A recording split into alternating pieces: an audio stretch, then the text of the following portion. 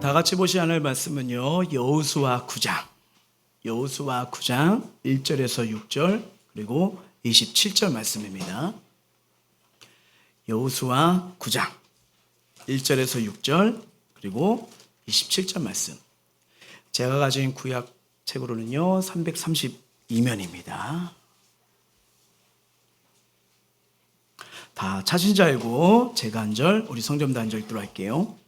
이후에 유다 손쪽 산지와 병지와 레바논 앞에 대해 연안에 있는 햇사람과 아모리 사람과 가나안 사람과 브리스 사람과 히 사람과 여부스 사람의 모든 왕들이 이 일을 듣고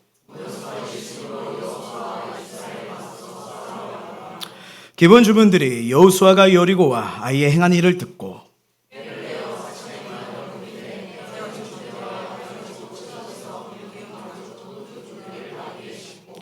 그 발에는 낡아서 기운 신을 신고 낡은 옷을 입고 다 마르고 곰팡이가 난 떡을 준비하고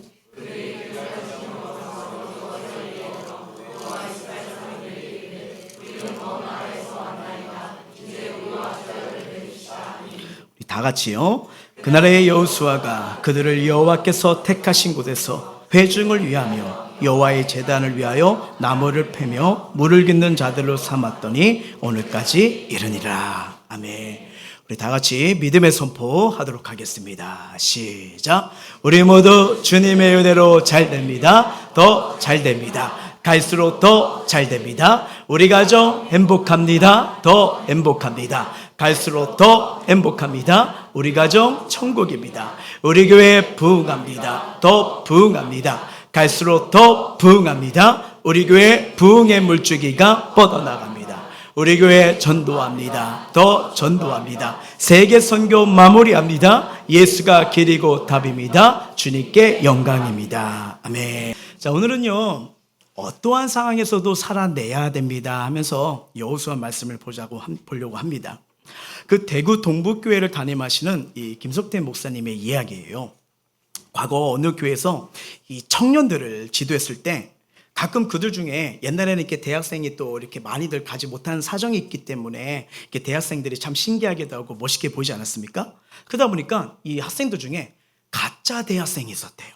그래서 예전에 대학생들은 이렇게 명문학교처럼 배지를 달고 다녔나 봐요. 근데 이런 청년들이 어디서 배지를 구했는지 번듯이 서울대 이거 배지를 딱 다니면서 여학생들을 밖으로 불러내고 밥 먹고 이렇게 데이트를 했대요. 근데 놀라운 거는 이 청년부 안에서 뜨거운 부흥의 불길이라니까 그 가짜들이 견디지 못해서 나중에 모두 달아나고 이렇게 사라졌다는 겁니다. 근데 어느 하루날 이 김 목사님의 아내분이 어느 청년을 보면서 저 청년은 서울대 학생이 아니라고 말을 했대요. 그래서 그걸 어떻게 하냐고 이랬더니 이 서울대 학생은 다 오만한데 저 청년은 저렇게 자신감이 없는 거 보면서 가짜라고 했답니다. 근데 나중에 알아보니까 이게 실제로 가짜였던 거예요. 만일 자매들이 학벌에 속아서 따라갔다면 그 사람에게 속을 수도 있고 더 나아가도 인생을 속는 인생이 되지 않았을까 하면서 이야기하는 걸 보게 되었습니다. 우리 속담이에요. 열길 물속은 알아도 한길 사람 속은 알 수 없다는 뜻이 있습니다. 정말인지 아다르고 어다르고 오늘은 좋았다가 다음날은 또 싫어지고 하는 게 이게 사람 속인 것 같아요. 근데 재미있는 거는요, 이스라엘 백성이 멸망할 때도 놀라운 사실은요, 이 거짓 선지자가 그렇게 많이 생겨서 사람들을 잘못된 길로 인도했다는 사실입니다. 근데 이 거짓 선지자들이 이마에 나는 거짓 선지자입니다 라고서 붙이지 않아요. 오히려 사람들 보기에는 너무 훌륭했고 인격적으로 훌륭했는데 근데 그 안에는 뭐예요? 하나님을 믿지 않는 진리가 있었던 거죠. 그리고 다른 말로 홀려서 이들이 멸망의 길로 이끌었던 그런 선지자들이 많지 않았습니까? 자, 우리는요 이 세상에서요 모든 걸 다 알 수는 없어요. 근데 이 알지 못하는 상태에서 아주 중요한 결정을 내려야 하는 형편과 선택의 순간들이 다가오지 않습니까? 근데 우리가 한번 잘못 알고 중요한 결정을 내리면 이것이 한평생 우리의 발목을 잡고 우리를 불행하게 만드는 사건도 있을 수가 있는 것이죠. 오늘 본문의 상황이 그렇습니다. 이스라엘 백성이 여리고성과 아이성을 무너뜨린 후에 이 가나안 원주민들은 이스라엘 백성들의 이 전투와 승리 일들을 다 듣고 보고 알고 있었어요. 그래서 그곳에 가나안 족속 7족속이 모입니다. 어떻게 할 거냐? 이제 곧 우리와 전쟁을 해야 되고 싸워야 되는데 곧 저들이 올 텐데 보니까 여리고도 무너지고 아이성도 무너졌어. 보통 민족이 아닌 것 같다. 그래서 어떻게 해요? 동맹을 하자. 연합군을 만들자. 그런 거예요. 자, 아무리 이스라엘 백성들이 강한들 그들의 믿는 하나님이 함께한다 해도 우리 7족속이 함께 모여서 하면 이겨내지 않겠냐, 그런 생각을 가지고 시작하는 게 오늘 본문 9장의 시작입니다. 근데 그 중에 오늘 보니까 이 기브온 거민, 우리는 못하게 했다면서 연합군에서 나와버린 거예요. 그리고 기브온 거민은 이 성경을 가만히 보니까요, 제일 크고 용감하고 제일 수가 많은 데가 기브온 족속입니다. 따라서 지금 연합군에서 주 전력감이 빠진 거예요. 예를 들어 여러분, 우리 그 축구 국가대표가 이제 다음에 이제 또 경기를 하는데, 예를 들어 손흥민 선수가 나 피곤하다, 요번에 안 뛰겠다, 이러면 어떻게 됩니까? 이거 전력감이 엄청난 거잖아요. 그러니까 그런 상황이에요. 지금 다른 지파들이 주 전력감이 이 기브온 족속이 빠지니까 화가 난 겁니다. 그러면 이 기브온 족속이 이탈해서 그들이 하는 행동이 뭐예요? 그들은 먼저 허름한 옷을 어디서 구해가지고는요, 변장을 합니다. 그리고 다 떨어진 이 망태를 하나 준비해서 그 안에 곰팡이가 띈 떡을 또 준비해요. 그리고는 신발도 다 떨어진 걸 신고 이스라엘 족속에게 어떻게 합니까? 투항하면서 들어옵니다. 우리는 당신들과 싸울 의사가 없습니다. 그러니 우리를 당신의 공동체인으로 받아주세요 하면서 백기를 들고 이 기브온 족속이 이스라엘 백성으로 투항한 거예요. 근데 이스라엘 백성들과 여호수아가 가만히 봅니다. 그러다 보니까 근처에 사는 사람들 같은데 멀리서 왔다고 하는 거예요. 그리고 행적 봤잖아요. 몸에 외투와 옷을 봤잖아요. 그러니까 멀리서 오는 흔적이 보여요. 떡도 가져왔는데 곰팡이가 생겨버린 거예요. 이때 이스라엘 백성이 큰 실수를 하는 거예요. 뭐냐? 하나님께 물어보지도 않고 그들과 평화 조약을 체결해 버립니다. 이렇게 계약이 이루고는 그들이 이스라엘 공동체에 들어와서 나무를 패고 물기는 같은 이런 허드렛을 하는 종으로 살게 돼요. 물론 이 부분을 통해서 학자들이 크게 두 가지 관점으로 해석합니다. 한 관점은 이건 기브온 족속이 아주 얍삽하게 사기를 쳤는데 그 사기에 이스라엘이 노란한 거다. 그래서 받아들이지 말아야 될 이 사람들을 이스라엘 공동체가 받아들여 죄를 범하게 되고 나중에 우상숭배에 빠지게 된 거다. 이런 것들이 있고요. 또 하나는 이런 게 있어요. 무슨 소리냐? 그들이 비록 적이고 방법은 나빴지만 살기 위해, 생명을 위해 투항한 것이 아니냐라고 말을 합니다. 물론 그들은요, 지금까지 역사 속에서뿐 아니라 하나님 백성의 공동체인으로서 잘 살고 있습니다. 그리고 나중에 성전의 봉사자로 혈통을 이어가는 걸 보게 돼요. 근데 이 두 가지 관점을 놓고 과연 이스라엘 백성 이 공동체가 이 기브온 족속들과 맺은 언약, 사건을 통해서 우리에게 주시고자 하는 하나님의 메시지는 무엇일까요? 그리고 어떻게 보면 가나안 전쟁이 시작점인데 지금 이 사건을 통해서, 그리고 이스라엘 백성은 나중에 이 기브온 족속과 언약을 맺은 말미암아 연합군과 대전쟁을 치르는 그런 수고까지도 경험하게 된 것을 보게 됩니다. 그러면 하나님께서 이 사건을 통해서 지금 이 시대에 살아가는 영적인 이스라엘, 바로 저와 여러분에게 주시고자 하는 은혜는 무엇일까요? 자, 이 말씀을 이해하시려면요, 먼저 신명기를 보셔야 됩니다. 신명기 7장을 봐야 되는데요. 이 신명기 7장은요, 이스라엘 백성이 땅에 들어갈 때가 아니에요. 들어가기 전에 이스라엘 백성이 어떻게 그 땅에 가서 해야 될지를 알려주는 게 모세를 통해서 먼저 하신 예방의 말씀입니다. 자, 하나님이 그들이 가나안 땅에 들어가면 분명히 7족속을 만난다고 했는데 오늘 본문에 보니까 만나요, 안 만나요?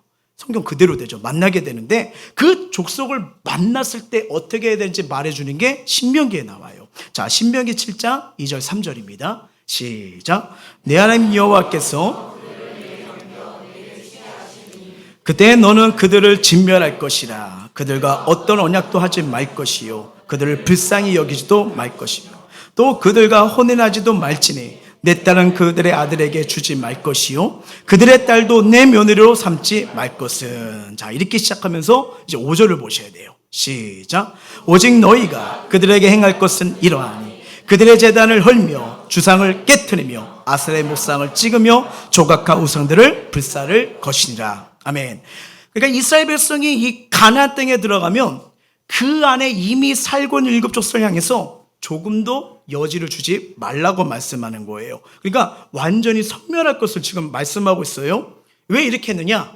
그 이유가 사전에 나옵니다. 사전 볼까요? 시작. 그가 내 아들을 유혹하여 그가 여호와를 떠나고 다른 신들을 섬기게 하므로 여호와께서 너에게 진노하사 갑자기 너희를 멸하실 것임이라. 아멘.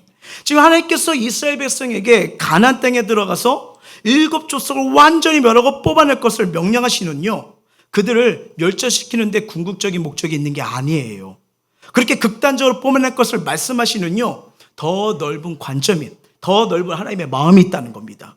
뭐냐면 이스라엘 백성들, 이 후손들이요, 가나안 이방 족속의 문화 속에 들어가서 그들에 섞여요. 섞이면 뭐가죠? 죄 짓다가 하나님을 떠날까 봐 하나님 미리 예비하신 말씀이에요. 근데 알다시피 이스라엘 역사를 보게 되면 하나님 앞에 등을 돌립니까? 안 돌립니까? 돌리죠. 심지어 누구요? 솔로몬도 등을 돌려버립니다. 하나님의 지혜와 부와 명예를 받았지만 이방 여인들과 결혼하면서 이방 여인들의 산당을, 자기 예배드린 현장, 이스라엘 곳곳에 산당을 세웠어요. 이스라엘이 죄를 범하는 통로가 되어서 결국 이스라엘이 분열되는 이런 안타까운 심판을 당하지 않습니까? 그리고 거기서 끝나지 않아요. 북이스라엘도 마찬가지고 남이스라엘도 마찬가지고 어떻게 됩니까? 계속 우상을 통해 가지고 어떻게 해요? 아스르와 바벨을 통해서 심판을 당해요.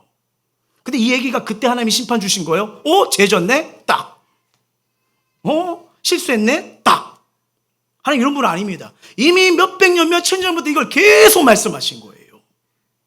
왜? 가나안 문화는요, 더럽고 추잡한 것이기 때문이에요. 이 사람의 본성이 이런 더럽고 추악한 것을 좋아하지 않습니까? 우리가 이렇게 하나님의 말씀이 들려, 말씀이네 하면서 바로 반응이 돼요. 아니면 이제 길 가다가, 자, 한 번에 100원 하다가 따면 뭐 100만 원 이런, 이렇게 뭔가 이게 노름이가 중독이 옵니다. 반응하지 않습니까? 저만 그런가 봐요. 이 본성이 얼마나 악한지 자꾸만 안 그런 척 하지만 언제나 죄가 있기 때문에 하나님이 하지 말라는 것에 마음이 가기도 하고 생각이 끌리기도 하고 어쩔 때는 그 말씀대로 살고 싶지 않고 내 마음대로 하고 싶은 게 우리의 죄성이에요. 이 연약함 아니겠습니까? 그러니까 반응하는 게 많잖아요. 하나님이 누구보다 그걸 잘하십니다. 이스라엘 백성들의 아담을 창조하실 때도 아담이 온전히 순종하지 않을 거 알고 계셨어요. 선할 것도 안 먹을 것도 알고 계셨어요. 그럼에도 은혜와 긍휼로 이끌어갔죠. 자, 이스라엘 백성 선택하셨습니다. 광야 생활 40년. 뭡니까? 하나님이 만나로 먹이시고 불기둥과 그리고 은혜를 베푸시지만 그냥 은혜보단 조금만 힘들면 원당하고 조금만 힘들면 불평하고 그냥 말 안 듣고 불순종하는데 이 죄 짓는 데 전문가가 누구예요? 이스라엘 백성이었어요. 이걸 너무나 잘 아세요. 그런데 가나안 문화도 하나님이 잘 아십니다. 보시기에 우상을 섬기고 죄 짓는 더러운 문화잖아요. 그래서 하나님이 일체 여지를 두지 말라고 멸절하라고 말씀해 주신 거예요.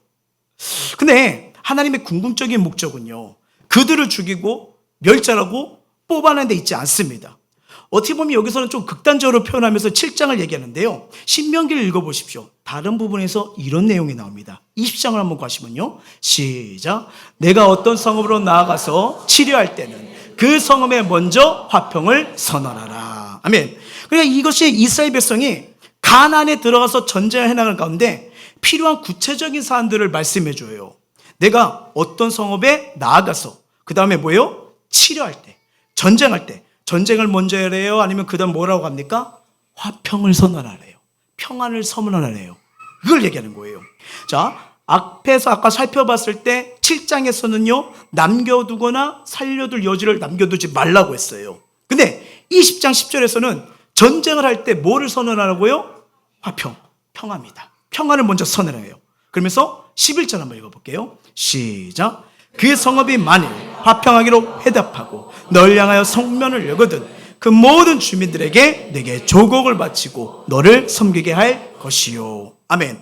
그러니까 이것으로 뭐예요? 종으로 삼으라는 겁니다. 근데 여러분, 이 종으로 삼으라는 것은 단순히 노예로 삼는 차원이 아니에요. 하나님의 백성, 하나님의 공동체로 받아들이라는 거예요. 드리라는 거예요. 그러니까 여러분, 이스라엘 백성이 있게 갔지만 가나안 정복하기 전에 정탐 공부를 했을 때 어떤 가정을 구하시죠? 라합 가정이에요.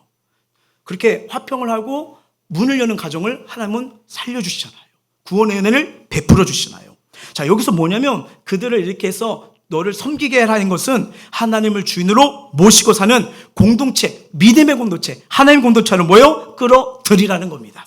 예, 단 조건이 있어요. 언제요? 평화를 받아들일 때요. 평화를 받을 때. 자, 그러면서 12절, 15절 한번 보셔야 돼요. 시작.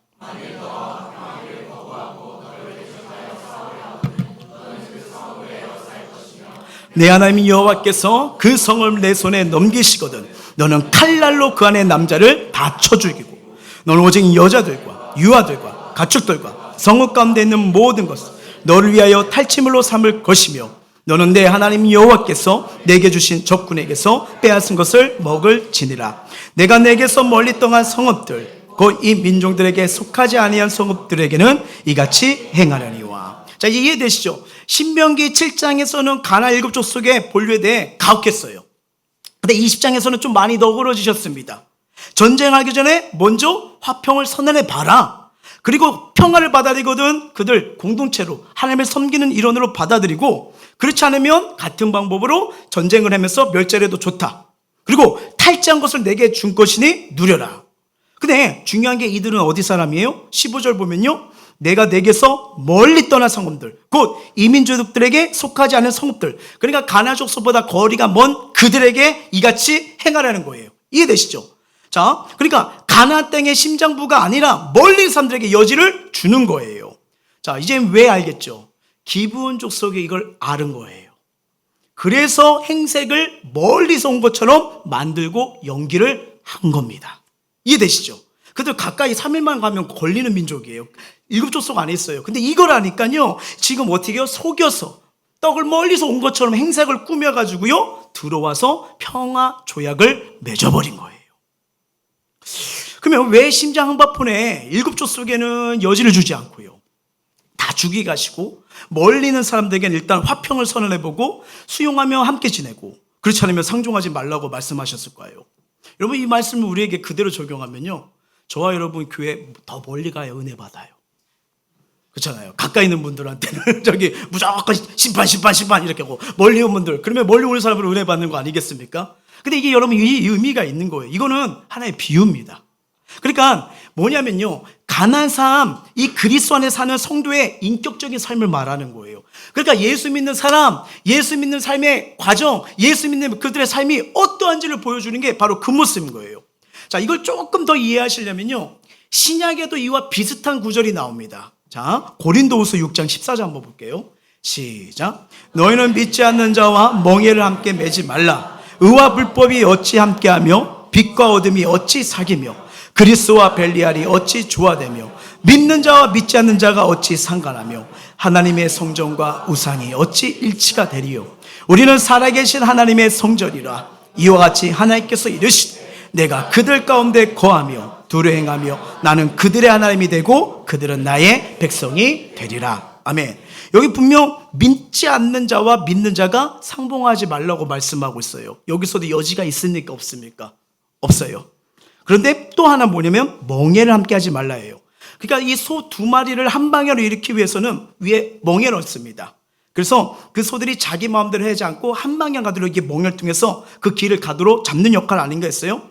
묶여서 같은 방향으로 가게끔 만드는 거예요. 그러니까 믿는 자와 믿지 않는 자가 멍에를 함께 하지 말는 것은 운명을 같이 하는 정말 그런 귀중한 일을 함께 해서는 안 된다는 걸 얘기를 하는 겁니다. 그러니까 예를 들어 운명을 같이 하는 대표적인 경우가 뭐예요? 결혼이죠. 결혼. 그리고 동업이요. 왜냐하면 함께 멍에를 맺다가 좋지 않게 끝난 경우가 많거든요. 시작할 때 다 이러잖아요. 아, 이 사람은 교회만 안 나갈 뿐이지 법 없이도 정말 착한 사람이라고. 그렇죠? 많이 들으셨을 거예요. 그렇죠? 어쩌면 지금 고민하는 사람 중에 그렇게 생각한 분도 있을 줄 몰라요. 근데 여러분, 인생의 목적이 다르면 처음에는 비슷할 수 있어요. 방향이 똑같기 때문에. 근데 조금 틀어지면 이게 점점 어떻게 해요? 점점 벌어집니다. 인생의 목적이 다르고요, 신앙의 가치가 다르고요, 철학이 다르면요, 이익이 발생하면 점점 어떻게 해요? 방향성부터 깨지기 시작하는 거예요. 이 말씀이 그걸 말하는 거고요. 그리고 고린도전서를 보면요, 또 이런 게 나와요. 자, 5장 9절 10절 시작. 이만은 이 세상에서 음행하는 자들이나 탐하는 자들이나 속여 빼앗는 자들이나 우상 숭배한 자들을 도무지 사귀지 말라는 것이 아니니 만일 그리하면 너희가 세상 밖으로 나가야 할 것이라. 이거 사귀라는 말이에요? 사귀지 말라는 말이에요? 여기 보면 여러분 그 10절에 하반절에 도무지 사귀지 말라는 것이 아니니 하면서 여기가 전제 조건이 깔려 있는 거예요. 그러니까 앞에서 본 이 고린도 후서 6장 14절 말씀에서는요, 삶의 운명, 비전을 같이 하는 일에 대해서 말씀하는 겁니다. 근데 이거는 지금 두 번째 건 뭐냐면 운명이나 비전과 같은 일이 아니에요. 여러분 만약에 우리 그리스도들이 딱 되는데 나는 구별됐어, 하나님 자녀야. 근데 세상에 너무 유혹이 많아, 주변에 불신자가 너무 많아, 일터도 너무 많아. 그럼 어떻게 해요? 산으로 올라가야죠. 그럼 어떻게 해요? 그냥 하나님만 바라보고 하나님만 생각하고 이렇게 되는데, 그러면 여러분 우리가 이 세상에서 빛과 소금 역할을 할 수 있을까요?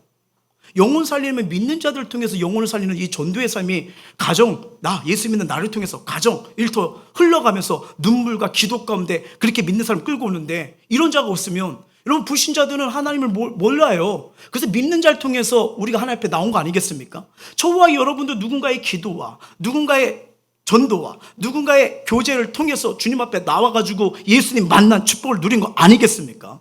그렇잖아요. 바로 이 부분을 얘기하는 거예요. 어떻게 보면 이 땅에 살지만 예수 믿었을지라도 믿지 않는 사람들과 어쩔 수 없이 살아가는 그 현장을 말하는 거예요. 자, 본문 말씀이 그러면 한마디로 아까 고린도후서 운명을 같이 하는 그 부분을 얘기할까요? 아니면 바로 지금 믿지 않는 자가 섞여서 하는 이 현장을 말하는 걸까요? 여길 말하는 거예요. 여길 말하는 거예요. 기본 족속이 이스라엘 조약을 맺었는데, 근데 이 조약이 죄송합니다, 사기친 조약이에요. 맞죠? 사기를 친 거예요. 그리고 이스라엘 백성이 속았습니다. 근데 이제 어떻게 해요? 이거 물을 수 있을까요? 목사님도 그렇고 가족도 그렇고 주위 사람들이 말리는데 고집을 부리며 마침내 결혼을 했습니다. 예, 이 사람 forever. 근데 석 달 전 살아보니까 저는 내 알던 사람이 아니에요. 그럼 물러요? 아니잖아요. 어떻게 할까요? 이제 안고 가는 거예요. 살 수밖에 없는 걸 얘기하는 겁니다. 이것이 그리스도인들이 이 세상에 살면서 가지게 되는 삶의 무게라는 것을 이야기하는 거예요. 그래서 지금 어떻게 해요? 이스라엘 백성들이 이들을 끌고 가고 연합군과 전쟁을 왜 합니까? 기본 조건을 끌어안는 바람에 그들을 보호해서 싸움이 시작되는 거예요. 우리 어떻게 보면 우리 그리스도인들, 주를 믿는 자들이 세상에 살면서 이런 식으로 부딪히는 일들이 많이 있지 않습니까? 하나님은 우리에게 세상의 빛과 소금이 되라고 말씀하셨어요. 아무것도 보이지 않는 어두운 길에 우리를 가로등으로 세운 거예요. 눈이 오나 비가 오나 바람이 부나 묵묵히 그 자리에 서고 그런 사람들이 넘어지지 않도록 빛, 어둠 속에 방황한 사람들에게 빛과 생명 되신 주님을 알려주는 통로로 우리를 이 시대 이 현장에 세우심을 믿으시길 바랍니다. 그래서 우리가 살아가는 게 우연 같지만 우연이 아니라는 거예요. 예전에 어느 지방에서 어처구니 없는 일이 발생했던 사건이 있었습니다. 그 몇몇 기독교인들이 밤에 그 단군 신상 있잖아요. 신전에 들어가서 단군 신앙의 그 목에 밧줄을 걸고 끌어내린 거예요. 그리고 막 그 페인트로 막 X 치고 막 이렇게 했잖아요. 물론 그 의기는 순진하고 볼 수 있지만, 근데 왜 그렇게 행동해서 세상 사람들과 분노를 삽니까? 하나님이 우리를 이 세상의 빛과 소금을 부렸다는 것은 그들과 싸우는 대립구도를 만들려고 하는 게 아니에요. 여러분 예수님이 이따 오셔서 복음을 전했는데 안 믿는 자들 많았잖아요. 그럼 천사를 불러서 다 멸절시켰나요? 나를 안 믿어? 나를 안 믿어? 나 하나님의 아들인데 가 부셔버리고 이러셨나요? 그러면 십자가 지실 필요도 없는 거잖아요. 순한 양처럼 대립구도가 아니라 그들에게 사랑을 전하고 구원을 전하고 치유와 회복을 선언하고 십자가에서 다 이루신 거 아닙니까? 그래서 주를 믿는 자에게 구원의 문을 열어주신 거 아닙니까? 우리의 적은 여러분 세상의 권세 잡은 어둠의 세력이지 세상 사람 혈과 육이 아니란 걸 꼭 기억하시길 주의 이름으로 축원합니다. 자, 기본 조건과 화친이 바로 여기 관점에서 보라는 거예요. 양쪽이 다 나쁜 일을 했고 실수를 했습니다. 그래요. 완벽한 인간, 완벽한 삶, 완벽한 생활이 누가 있겠습니까? 다 우린 부족하고 넘어지고 실수가 많은 자들 아니겠어요? 기본 조건 진실하게 않게 속인 것 분명히 잘못이에요. 그런데 이스라엘은요? 이스라엘은 어떠합니까? 그들은 인간의 보잘것없는 경험과 노력을 건드려서 하나님께 묻지 않고, 우리 저번에 봤잖아. 아이성에서 실패를 했잖아요. 거기서도 하나님께 묻지는 않았어요. 실패를 했다가 그냥 밑에 엎드렸다가 하나님 말씀 앞에 회개하고 아이성을 쟁탈하고 왔는데, 지금 이런 상황이 왔으면 다시 하나님께 물어봐야죠. 야, 인생 물어보는 거랑 안 물어보는 거랑 인생의 좌우가 승패가 결정되는구나. 그게 물어봐야 되는데 우스해진 거예요. 우리가 여리고도 이겼어. 아이성도 이겼어. 이제 인정하네. 이제 내 이름을 알려주네. 야, 드디어 날 칭찬하네. 으쓱해진 거예요. 그러니까 뭐예요? 이게 교만입니다. 하나님께 묻지를 않아요. 지금 지난날의 어리석음을 기분이 거민 앞에서 이스라엘 백성이 또 반복해버린 거예요. 자, 14절 15절 한번 읽어볼까요? 시작. 우리가 그들의 양식을 취하고는 어떻게 할지를 여호와께 묻지 아니하고 여호수아가 곧 그들과 화친하여 그들을 살리라는 조약을 맺고 회장 족장들이 그들에게 맹세하였더라. 아멘. 여기 15절 고지라는 단어가 탁 눈에 띕니다. 성급하게 선심을 베풀 때 드디어 우리를 알아보네, 드디어 나의 이름을 알아보네 하면서 뭐예요? 하하 하면서 계약을 맺어버린 거죠. 네. 근데 사흘이 못 가서 기브온이 멀리서 온 줄 알았더니 가나안 족속이었던 거예요. 이 기브온 거민 옆구리에 가시가 되어 이스라엘 찌르고 괴롭히게 됩니다. 이제는 뒤늦게 후회해도 소용이 없어요. 이 사건은 오늘 우리에게 생각보다 먼저 해야 할 것이 있다는 것을 말합니다. 결정하기 전에 가장 먼저 해야 될 것을 알려줍니다. 그게 뭐죠? 14절이에요. 14절. 하나님 앞에 묻는 것입니다. 묻는 거예요. 기도하는 거예요. 내 눈에 펼쳐지는 여러 상황과 도전과 사람과 재능, 말의 근거한 생각과 판단이 아니라 지금 내 생각을 뭐예요? 하나님이 지배하시도록, 하나님 주권하는 내 생각이 묶여질수록, 하나님이 인도하신 길을 찾을 수 있도록 이게 먼저 해야 되는 게 뭐예요? 묻는 겁니다. 묻는 거예요. 내 판단과 감정을 앞세우면 뭡니까? 이거 실패하는 거잖아요. 우리 얼마나 그렇게 감정과 내 생각 앞세워가지고 순간적인 곧 성급하게 결정해서 묻지도 않고 응답 구하지도 않고 이렇게 했다가 우리 실패한 거 맞지 않습니까? 근데 이스라엘 백성이 그렇게 걸어왔거든요. 가나안 땅에 바로 들어간다고 했더니 가서 원망불평해서 40년을 돌았어요. 여리고성 이겼어요. 아이성 에이 조그만해 대패했어요. 그래가지고 하나님 앞에 다시 기도하면서 은혜 가운데 승리하면 어떻게 해요? 이 습관이 있어야죠. 또 물어봐야죠. 저렇게 화친 조약을 했는데 할까요 말고 하나님 알려주세요. 물어야 되나? 묻지도 않아요. 곧 바로 시작합니다. 그러니까 어떻게 해요? 저들 때문에 대전쟁을 치러야 되잖아요. 또 곤욕을 치러야 되잖아요. 우리 삶은요, 내 생각과 나로 인해 결정되는 삶이 아닙니다.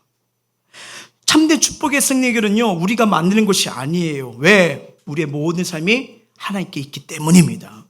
근데 이스라엘 백성과 우리의 문제가 뭐예요? 하나님이 우리에게 무엇을 기대하시는가? 하나님 뜻을 묻질 않아요. 아니, 관심이 없어요. 일단 내 뜻, 내가 원하는 게 먼저인 거 아닐까요?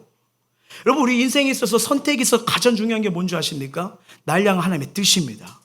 이사야가 이걸 우리에게 이렇게 말해요. 읽어볼까요? 시작. 이는 내 생각이 너희의 생각과 다르며 내 길은 너희의 길과 다름이라 여호와의 말씀이더라. 이는 하늘이 땅보다 높음 같이 내 길은 너희의 길보다 높으며 내 생각은 너희 생각보다 높음이니라. 아멘. 분명히 말씀하잖아요. 내 생각, 너희 생각은 다르고 내 길과 너희 길은 다르다고요. 우리는 1분 뒤에 3분 뒤에 어떤 일이 벌어질지 모르는 연약한 자들 아니겠습니까? 그래서 뭐예요? 이 말씀을 주시는, 길을 내시는 하나님을 바라보라는 거예요. 하나님 일을 섬기고 나에게 주신 삶을 살 때 하나님의 뜻을 묻는 게 먼저 우선순위라는 겁니다. 그것이 뭐예요? 기도입니다. 기도인 거예요. 그런데 이스라엘이 하나님께 묻고 가면 더 쉬웠을 것을 기도하지 않기 때문에 뭐예요? 놓쳐버린 거예요. 이제 이거 엎을 수가 없습니다. 힘들고 아프지만 이미 어떻게 해요? 물은 엎질러졌어요.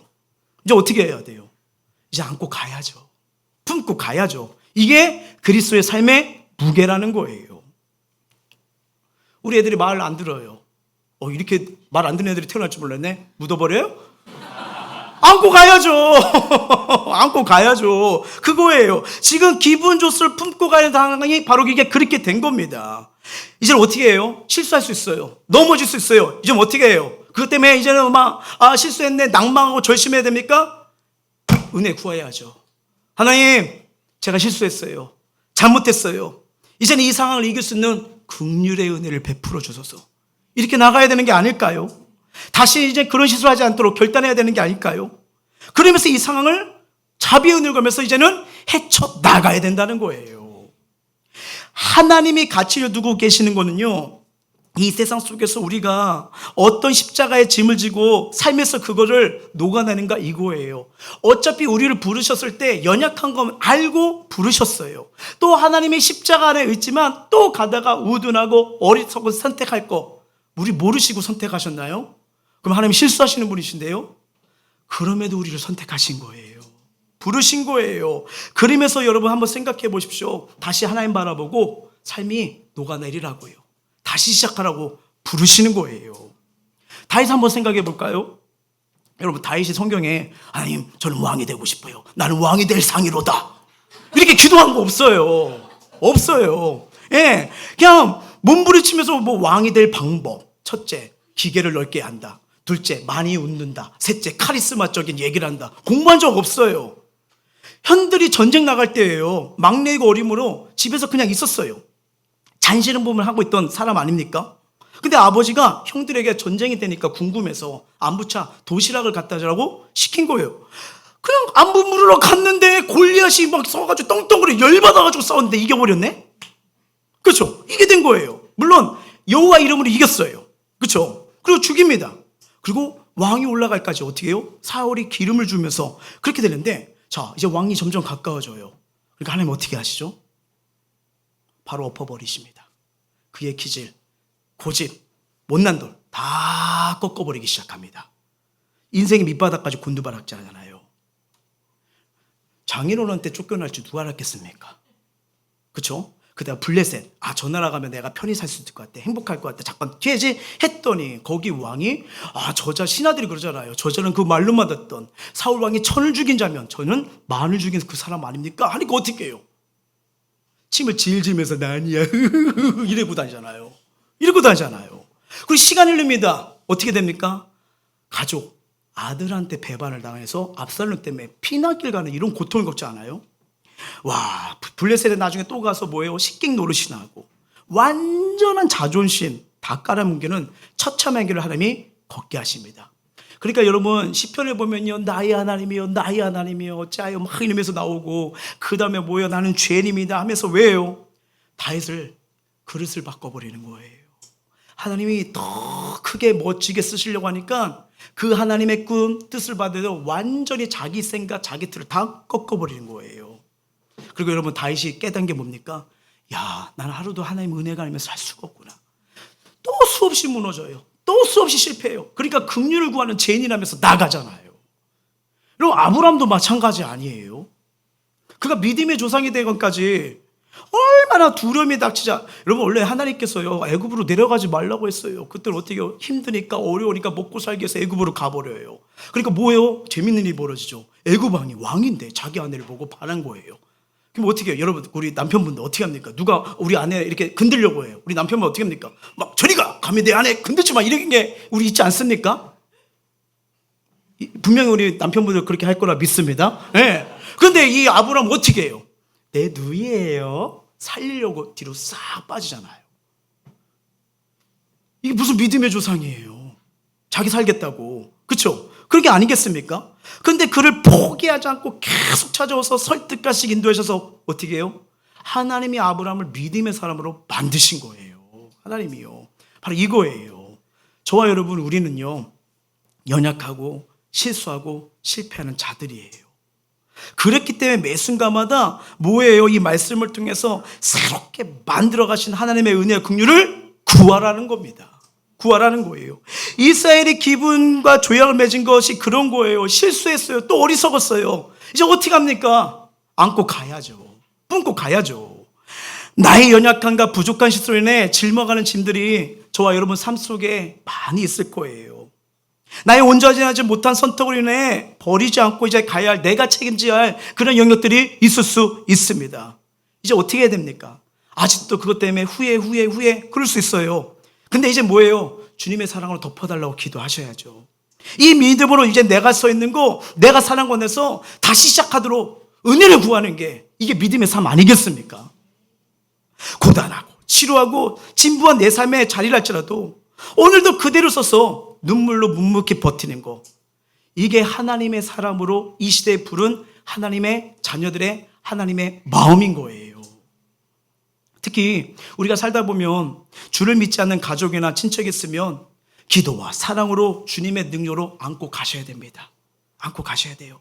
그리고 의도적으로 주님의 마음으로 더 잘해주세요. 더 잘해주세요. 좀 있으면 이제 명절이 다가올 거 아니겠습니까? 뭐 제사 드리는 음식 있으면 음식 만든 거 도와주세요. 절만하지 않으시면 됩니다. 절만하면 돼요. 그 빈부적인 거 어떻게 저런 음식을 만들 수 있어? 에이 태태태 이거 쌀 필요가 없어요. 그러면서 어떻게 해요? 뒤에서 기도해주고 구원의 문이 열리도록 하는 거 아니겠습니까? 이게 지혜 아니겠어요? 우리 청년분들 아직 결혼하지 않으셨다면 기도하시면서 신앙, 비전, 성품을 잘 보셔야 됩니다. 이 부분을 가볍게 여기다가 아우 안 되겠다 끝내버려야지 이런 생각하면 안 돼요. 그래서 결혼하기 전에 딱 정말 그 상대방이 주님을 사랑하는지, 그리고 어떤 삶을 살고 싶은지, 그리고 그 사람의 성품도 안고 용서할 수 있는 이 마음을 갈 때 출발점이 다른 겁니다. 출발점이요. 우리는 어떠한 상황에서도요, 내가 있는 현장에서 살아내셔야 됩니다. 인생은 누구나 실패도 있고 좌절도 있고요, 고난으로 이루어진 여정 우리 살면서 깨닫지 않습니까? 예수 믿는 은혜 안에서 평안하고 감격스럽고 좋아서 미치겠다고 행복하다고 하다가 갑자기 어려움이 다가와요. 환경이 뒤틀리면 이스라엘 백성이 내 모습이에요. 또 금방 은혜 뒤틀려지고 괴롭다고 못 살겠다고, 하나님이 살아계시면 이렇게 나에게 이런 삶을 주는 게 맞냐고 항변하는 게 우리의 모습 아닙니까? 그러면 뭐예요? 다 포기하고 싶어요. 그냥 도망치고 싶은 거예요. 우리 삶의 현장 어떠세요? 만만하지 않죠? 그죠? 만만하지 않죠? 만만하지 않죠? 저는 어렸을 때부터 참 연관된 게 있는데 이상하게 똥이랑 연관이 잘 되더라고요. 첫 고3 때인가 이제 수능 마치고 알바를 나갔어요. 그래가지고 그냥 와가지고 뭐 전선만 연결해주면 된대요. 그래가지고 이렇게 저기서 영차하고 뭐 너 하면 뭐 이거 넣어줄 그거였거든요. 딱 했는데 첫 번째 나간 데가 거기 하수구 처리장이었어요. 하수구 처리장. 근데 이렇게 하는데 이제 그 하수구에 누가 들어가서 그걸 해야 되거든요. 이렇게 봤는데 60대, 40대. 그때 이제 제가 거의 20대 초반이잖아요. 어떻게 어른들로 그걸 하게 합니까? 어쩔 수 없이 그거를 갖고 이제 똥통으로 들어가는 거죠. 근데 깨달았어요. 그래서 이 훈련을 위해서 어렸을 때부터 똥수간에 빠지게 했구나. 뭐 그냥 이렇게 해서 된장 냄새처럼 생각하면 지나가면 되지 뭐. 어차피 다 먹고 배에서 나온 건데 뭐. 그래서 보니까 만약에 거기서 도망치고 그럴 수도 있었어요. 그런데 그걸 보고 사장님이 그다음부터는 자꾸 좋은 일로 이렇게 허락해 주시는 걸 보게 되더라고요. 물론 그때 또 깨달은 게 뭐냐면 야 우리 부모님들이 어른 세대들이 이 돈 버는 현장이 쉽지가 않구나. 내가 학교를 다니고 옷을 사는 거 정말 그들의 헌신과 이걸 거라 깨닫게 되는 거예요. 그러면서 알게 되는 거예요. 그러면서 이게 돈 버는 것이 참 쉽지 않은 거고, 야 그러면서 우리의 성도들의 삶과 마음을 이해되고 참 그런 가운데서 주님의 기쁨을 위해 영광을 위해 살아가는 게 너무 감사한 걸 보게 되더라고요. 근데 이 세상은 분명히 쉽지가 않은데 그러다 보니까 우리가 삶의 문제 놓고 기도할 수 있잖아요. 이기려고 건강을 구할 수도 있고 지위를 구할 수도 있고 재산, 좋은 직장, 좋은 집도 구할 수 있습니다. 뭐 이런 것이 있다면 다 이길 수 있고 행복할 수 있는데, 근데 또 이게 채워지면요 또 일이 뒤틀리고 안 될 때가 있잖아요. 그리고 또 우리 마음이 참 연약하죠. 또 하나님을 오해하는 거예요. 또 불평하는 거예요. 그러다 보니까 내가 원하는 대로 일이 풀리지 않으니까 하루하루가 괴롭게 느껴지는 거 아니겠어요? 죄송해요, 이게 우리의 삶이에요. 우리의 삶이에요. 똑같은 상황인데 내가 믿음으로 이길 수도 있지만 내가 그 똑같은 상황에서 감사보다는 그냥 문제만 남 탓, 환경 탓하면 어쩔 수 없어요. 계속 그렇게 살 수밖에 없는 거예요. 근데 사도 바울이 이런 인생을 보고 이렇게 고백을 합니다. 골로새서 말씀 읽어볼게요. 시작.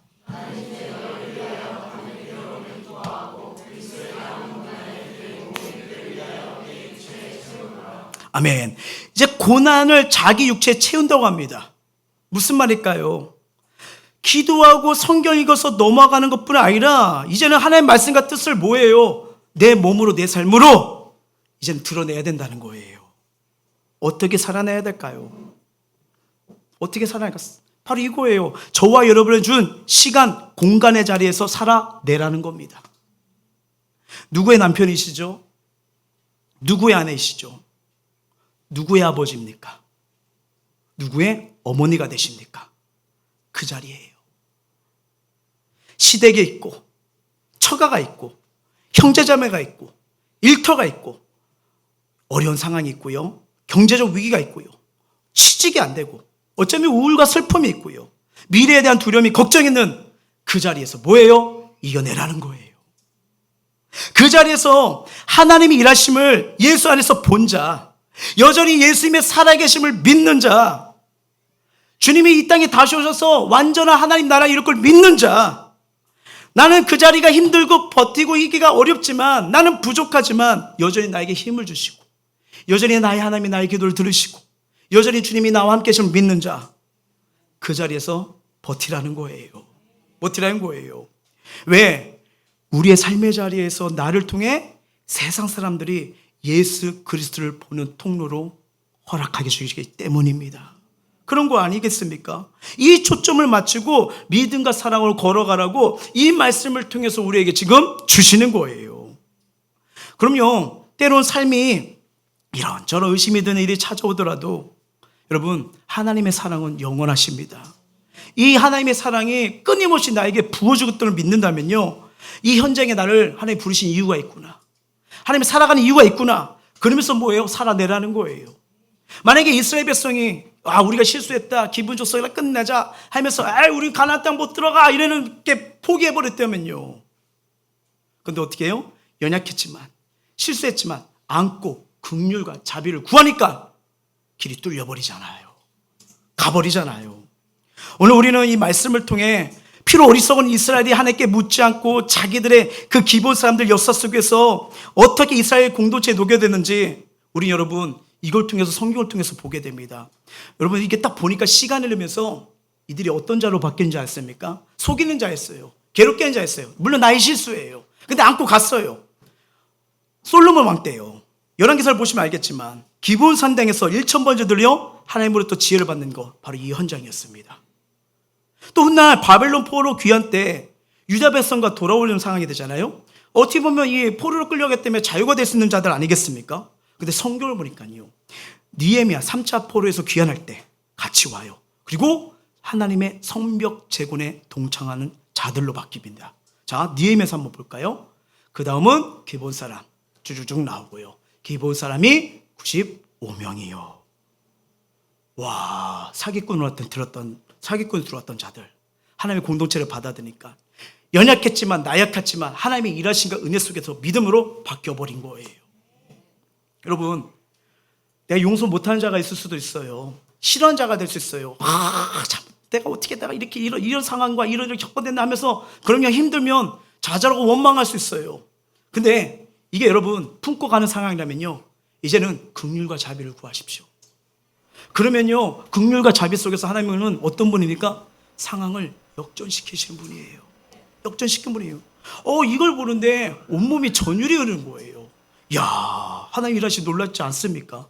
여호수아 볼 때는 뭐 이런 종족이 다 있나, 와, 사기도 이렇게 치는구나 했던 자들이 솔로몬이 지혜를 받는 그 현장이고요. 그리고 어떻게 됩니까? 성벽 재건 때 이 사람들이 성경에 기록이 됩니다. 하나님이 기억하는 삶이 되었다는 거예요. 한 주간 이 말씀을 준비하면서 참 계속 감동 주는 게 있었어요. 뭐냐면 이 불당도 선전에서 이곳으로 이사 오기 전 마지막 예배 때 보여준 영상이었거든요. 물론 보신 분들도 있지만 참 이 말씀을 보면서 그 영상이 떠오르는데 하루에 뭐라고 할까, 한 10대 번을 봤습니다. 그러면서 참 하나님이 이렇게 일을 행하셨구나, 참 하나님께 도와주셨구나 하는 걸 체험하게 됐는데, 다시 한번 그 영상 잠깐 보도록 할게요.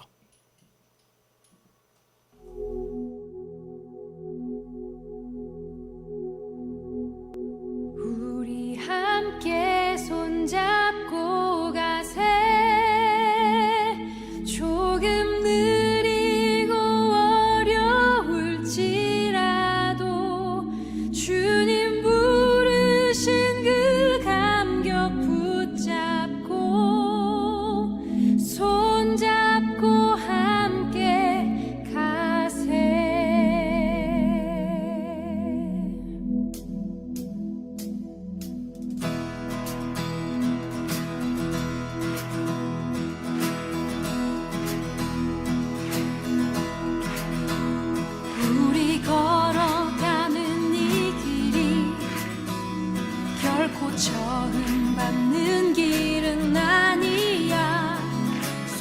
수천 년 동안 온 땅 곳곳에서 주님 따른 흔적 있으니 우리 걸어가는 이 길이 낯설고 두려워 보일지라도 삶의 무게를 뚫고 흘러들어오는 주님 부활의 생명을 봐 우리 함께 손잡고 가세 조금 느리고 어려울지라도 주님 부르신 그 감격 붙잡고 손잡고 함께 가세 우리 함께 손잡고 가세 때론 더디고 힘겨울지라도 주님 부르실 그 날을 향하여 손잡고 함께 가세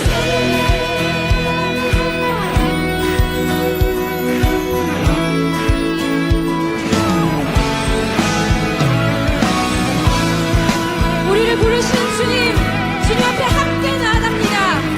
주님으로 포기하지 않게 하시고 주님 부르신 그 주님의 몸을 향하여서 끊임없는 주의 사랑으로 함께 구하며 함께 나아가게 하여 주시옵소서. 우리 한번 함께 노래하겠습니다. 우리 걸어가는 정부가 정규 예배 외에 교회 행사와 모임을 금지하기로 했습니다. 취재 기자 대면 예배를 강행해서 확진자가 나온 경우에는 구상권도 청구할 예정입니다. 40개 교회가 대면 예배를 강행한 걸 적발했습니다. 여전히 모여서 하는 예배를 고집하는 교회들도 있습니다. 서울시는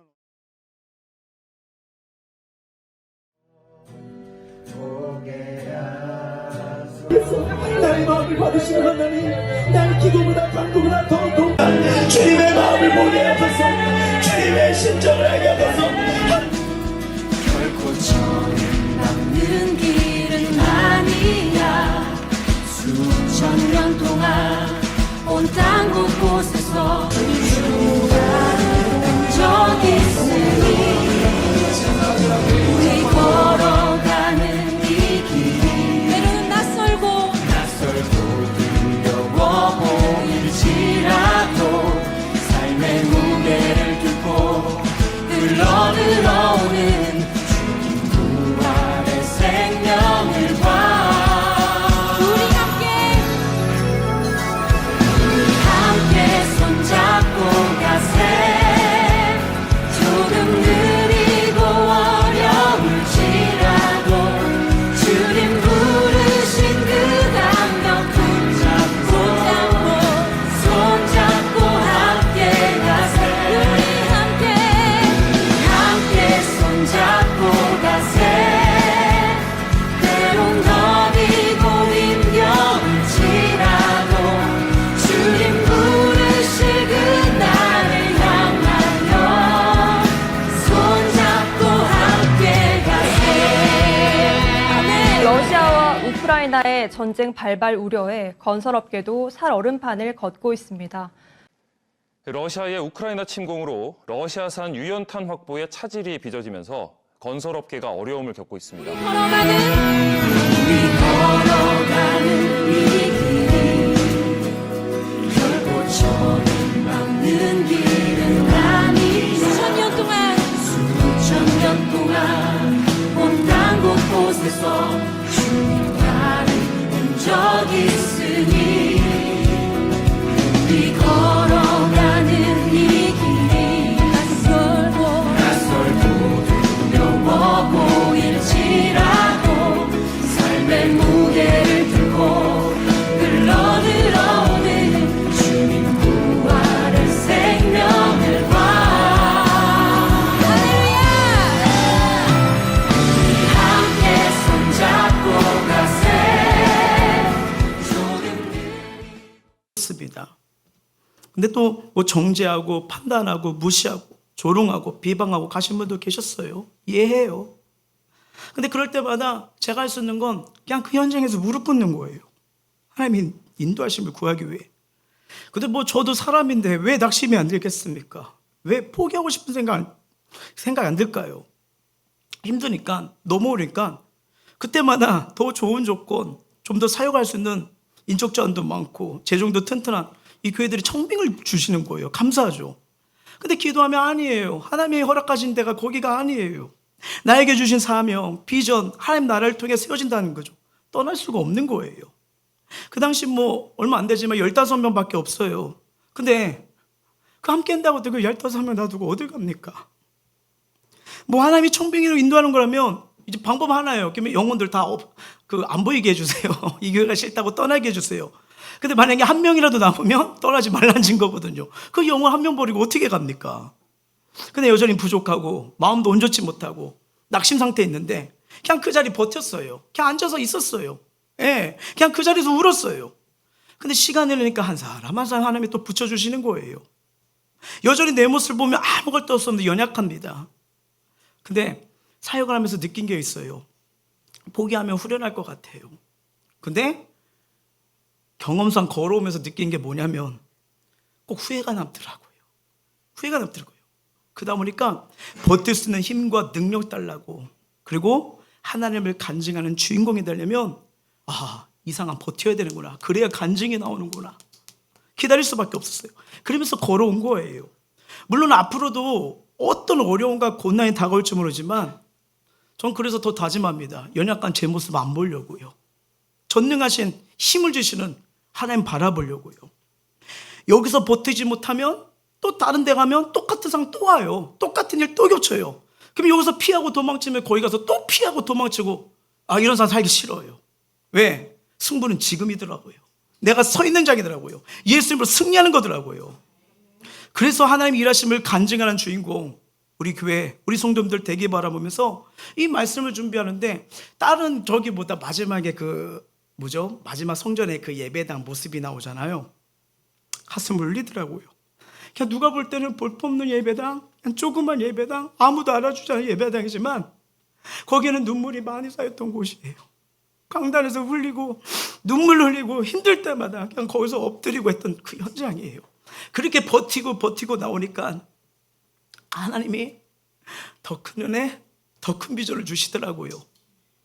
사택에서 6개월 동안 예배드는데 참 어디 가서 목사라고 말도 못하겠고, 기도는 해야겠는데 통역 기도하러 가야 되겠고, 의도치 않게 이단 소리를 들어야 되고, 이게 예배당이 없으니까 그럴 수 있겠구나, 다른 교회에다 피해주면 안 되지 하면서, 그러면서 걸어왔던 거죠. 근데 이제 이렇게 붙여주셔도 왜 저보다 더 어려운 사람을 붙여주는지 그래서 한 게 뭐예요? 그냥 그 현장에서 기도하는 거예요. 그러면서 걸어오고 왔는데 참 재밌어요. 사택에서 기도했던 것이 그 불당 성전에서 응답이 되더라고요.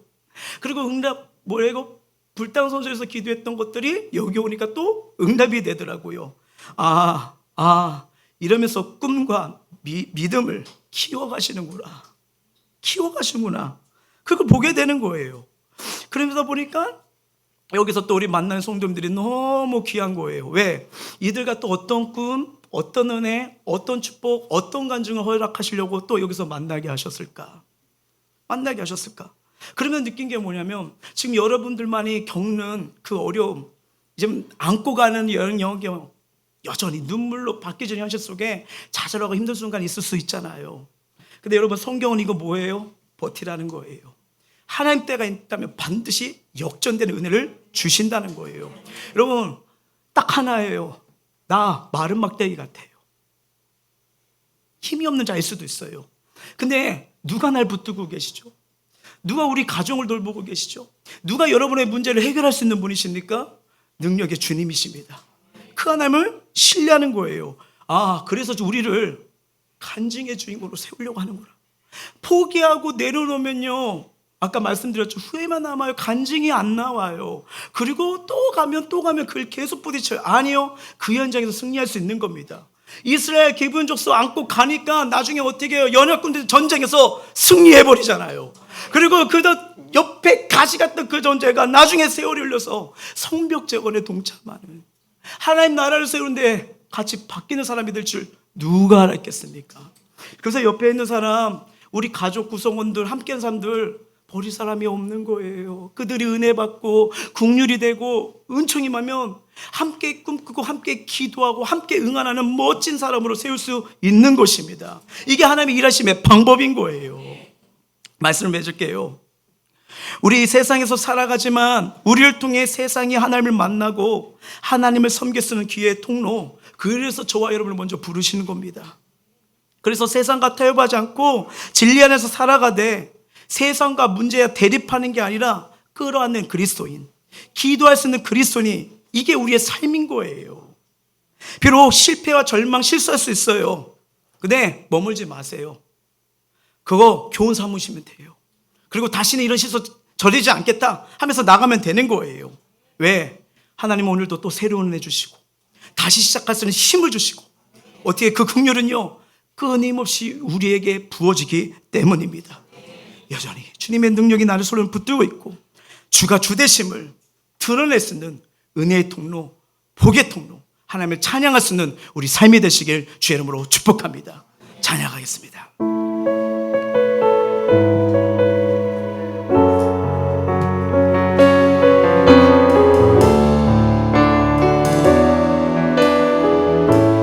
내 손에 들려있는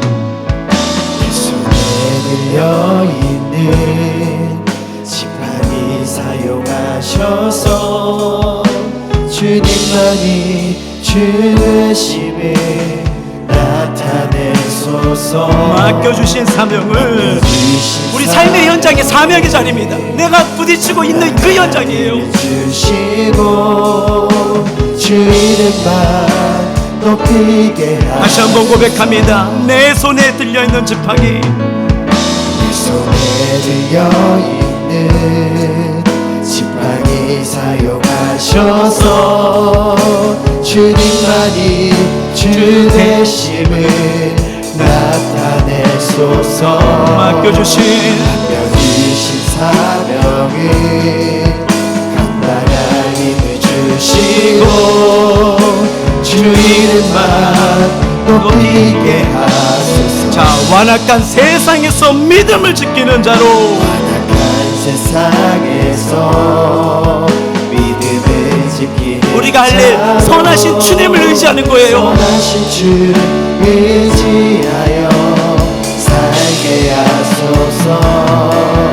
거룩한 백성으로 구별된 주의 자녀로 주 이름만 따르게 하소서.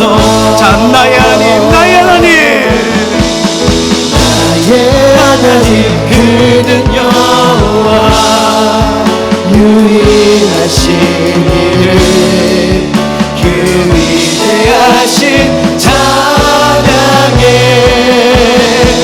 세상 속에서 구별된 자로 주가 주 되심을 나 선포하리. 자, 나의 하나님이 나를 붙들고 인도하십니다. 나의 하나님, 나의 하나님, 그는 여호와 유일하신 이름, 그 위대하신 찬양에 세상 속에서